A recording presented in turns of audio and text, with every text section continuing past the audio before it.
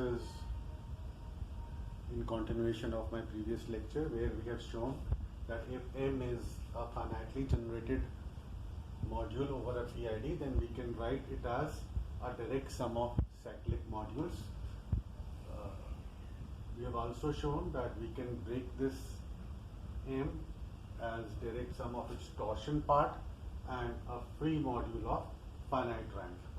We have shown that two R modules M and N are isomorphic if and only if their torsion submodules are isomorphic and rank of M factored by Tm equals rank of N factored by Tm. So because we can choose any xi to begin with, so clearly the cyclic decomposition is not unique.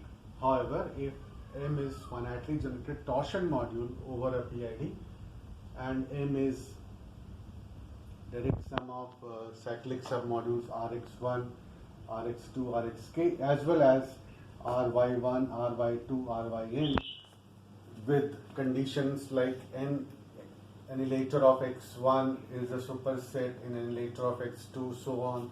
Annihilator of y1 is a superset in annihilator of y2 up to yn.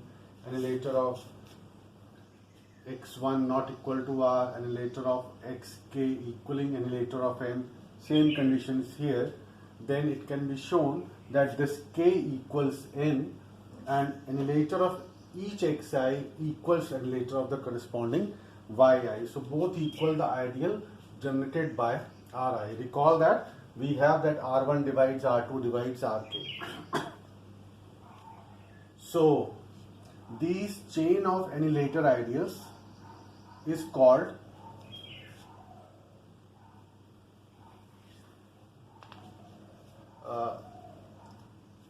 leads to this Ri, and these Ri's are called invariant factors of N.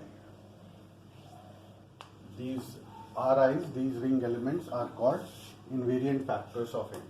Now there is another decomposition of finitely generated torsion module. We first begin with this definition. Let R be an integral domain and M is an R module, and let P be a prime element in R. Then a P primary component is defined by MP. It contains those elements of M such that some power of P annihilates X. That is, P in X is 0 for some non-negative integer N. You can check, you can verify that MP is a submodule of M. If M is an R module, R is an integral domain and M is equal to MP for some prime P, then M is called a primary module. So this is the theorem that a finitely generated torsion module over a PID is direct sum of its primary submodule. This result is known as primary decomposition theorem. Recall that in the first semester when we were studying finite abelian groups, we did a theorem that if G is a finite abelian group, then G is direct sum of its P primary components. The proof was simple. So the same technique will be somewhat upgraded from the group setting to the module setting. I'm not giving the proof. The proof is given in the e-content available on the website. But it is easy, not difficult to follow, that a finitely generated torsion module can be written as a direct sum of its primary submodules. So if M is MP1, MP2, MPk, direct sum of these k primary submodules, and this is a primary decomposition of M, then writing each such submodule, for example MPI, as direct sum of its cyclic submodules which follow from the cyclic decomposition theorem. So we are writing each MPI as Rxi1, Rxi2, Rxi, where annihilator of xi1 is a superset of annihilator of xi2 and so on is contained in the annihilator of xi. Annihilator of xi equals annihilator of MPI and annihilator of xi1 is not R. So in this way, writing this for each MPI, we get that M is direct sum from I equal to 1 to k. So you get each MPI, and each MPI is j equal to 1 to ni. These cyclic submodules. So if annihilator of a particular xij is the ideal generated by pi eij, then by the chain of annihilator ideals we have that ei1 is less equal, ei2 is less equal, ei for every I, and these set of primes pi eij for I equal to 1 to k and j equal to 1 to ni are called elementary divisors of M. So let R be a PID and M be an R module, then an element A in M is said to be of order R if annihilator of A is the ideal generated by R. So we have this theorem is known as the fundamental theorem of finitely generated modules over a PID, also called structure theorem for finitely generated modules over a PID.